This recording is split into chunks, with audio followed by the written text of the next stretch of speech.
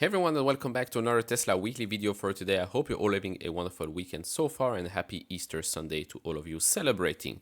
Now, as you know, Tesla will report their latest quarterly figures in the next couple of days. We'll do a live stream as always, and the focus will definitely be on, well, whether or not the more affordable models are still on track to be released, because believe it or not, as always, we have, well, a couple of days before an earnings report, we have some reports that come out and say that things aren't great at Tesla, or that some things are delayed. So management will have to, well, tackle those things during the earnings call. Now in this video, as always, we're going to go over some numbers out of China, out of Europe, some news related with regards to Tesla, looking at the Wall Street estimates for the upcoming earnings release, and then we're going to look at the most top voted questions on Say. So if you enjoy all of that, hit all the buttons. We really appreciate that, especially the subscribe one would really help me out. And if you want to support me even further, do check out the link down in the description and in the pinned comment with the top 10 best stocks to buy now, or go to full.com/couchinvestor. Thank you very much. So as always, we're starting off with the Tesla weekly insurance number that came in at 5,400, which is a bit less than the same week last year, but all in all, we're still at 9,000, whereas the same time last year, that was at 8,119. Of course, we start the new quarter, it's always going to be a slow way up, as we've seen last year and as we've seen time and time again.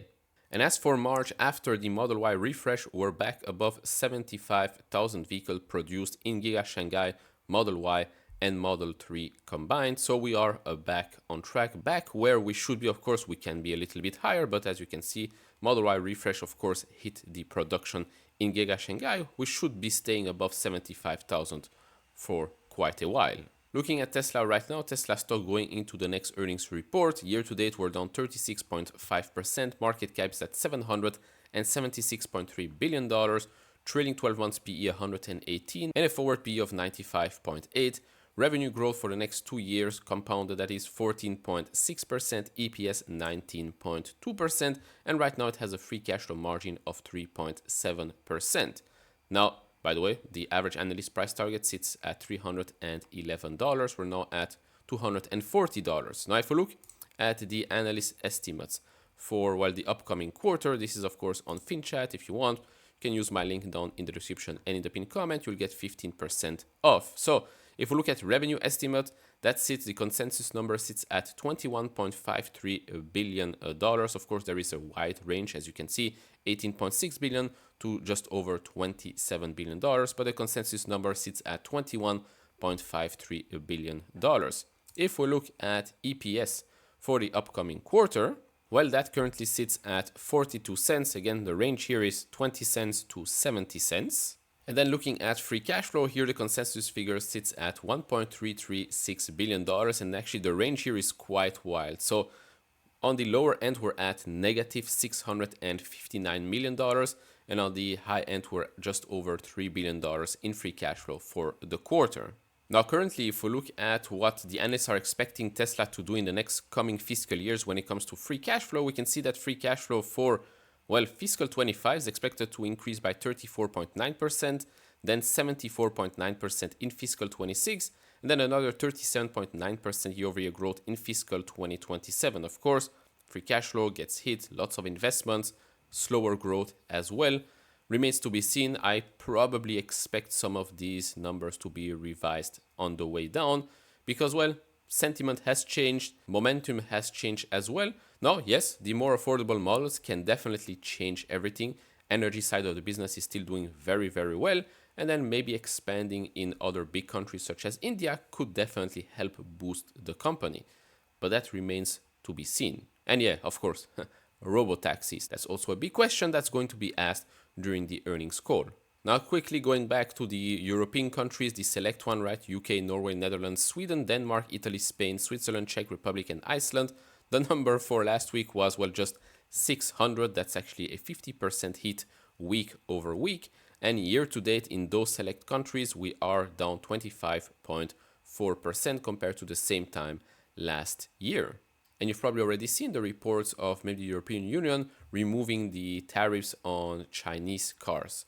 And to be honest, if that happens, then what's the point of having Giga Berlin? Because you can just, well, export vehicles and import vehicles from Giga Shanghai, which are higher margins. So yeah, my question here is what's going to happen with Giga Berlin? I don't know. Is this going to be purely an energy hub in the future, or maybe robots or something like that?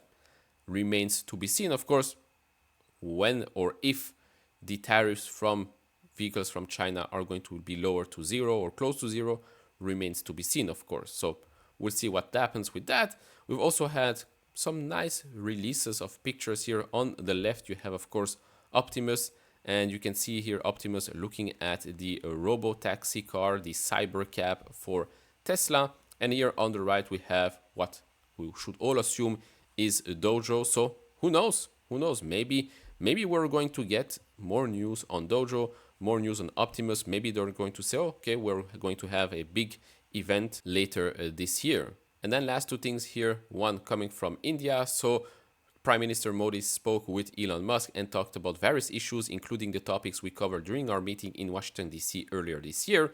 We discussed the immense potential for collaboration in the areas of technology and innovation. India remains committed to advancing our partnerships with the US in these domains. Now, I think it's a no-brainer for Tesla to enter the Indian market, but we've been talking about that for quite a long time. So as of now, okay, great, they're talking with each other. Let's see what happens. Of course, tariff-wise, tax-wise, things will need to change in order for Tesla to actually see this as a financially, well, good thing to do. I think it's going to happen. It's not a question of if, it's a question of when.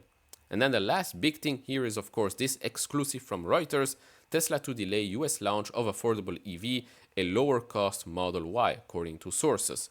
Tesla's long-awaited plans for an affordable car include a US-made, stripped-down version of its best-selling electric SUV, the Model Y, but the production launch has been delayed, three sources with knowledge of the matter told Reuters. Global production of the lower-cost Model Y, internally codenamed E41, is expected to begin in the United States, the sources said.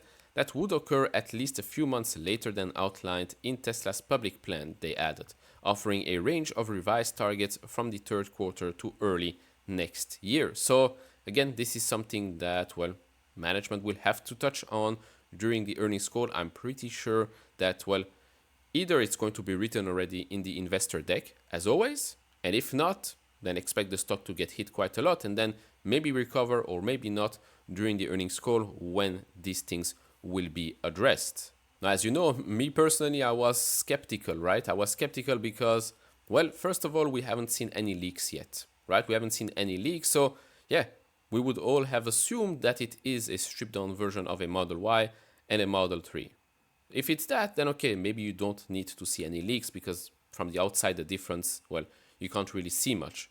But if it's really a new affordable model, which means really a new one, looks different, then I don't see how that's going to happen mid-2025 because usually we see a lot of leaks a couple of weeks and months before the main release. So remains to be seen what happens. Of course, there is also that release of, well, Robo taxi release in June in Austin that should be on track. And then looking at the most voted question on say number one, when will FSD unsupervised be available for personal use on personally owned cars?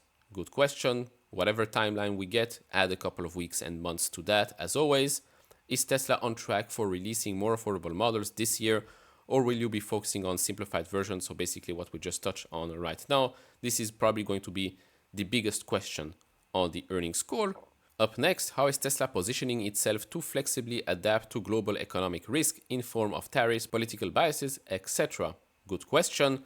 Robotaxi is still on track for this year, which, I mean, this year it's basically in June. So we'll see what happens with that. Regarding the Tesla Optimus pilot line, could you confirm if it is currently operational? If so, what is the current production rate of Optimus bots per week? Additionally, how might the recent tariff impact the scalability of this production line moving forward? By the way, mixing the tariff here, tariff question with the more affordable models, and then seeing that this is going to be launched in the United States is also a bit strange. I would have assumed that they're going to start first in China to better compete with the more affordable models from other Chinese competitors. But yeah, quite strange. But okay, these are good questions, I would say. Hopefully we get some good answers because usually we don't really get clear-cut answers. Did Tesla experience any meaningful changes in order inflow rate in Q1 relating to all the rumors of brand damage? I would love for them to actually answer this question. The question becomes, well, will they? And so going into next week, what we have, well, last week we had a red candle. We tried to go above the 20-day moving average. RSI still unmoved from the last couple of weeks or so. We'll see. It's going to be a big quarter. I think the market and investors really want clear-cut answers. It's not, again, one of those quarters where, this and that will happen maybe in the next couple of months at the end of the year. We have some delays, maybe not. No, we actually want clear-cut answers. As you know, even last quarter when the stock actually went up, I said this doesn't make any sense. This wasn't a good quarter at all. But the stock went up and people were like, oh, great, you don't know what you're saying. No, it wasn't a good quarter, and this one probably won't be a good quarter either. But we know there's a major impact here from the Tesla Model Y refresh, and then yes, a little bit of brand damage here as well. So we'll see. I really need to hear a lot of crucial, good, informative details on the earnings call. If not going to sell out of my position, but I will definitely not add more to my position. That's about it, because I do think that currently there are probably a lot of better companies and stocks to buy that are cheaper, risk-reward wise, much, much better than a Tesla at the moment with all the unanswered questions. That's just my opinion, of course. If you have thoughts, leave them down in the comment section below. Like, subscribe to all of that, and I'll see you all in the next one. Bye-bye.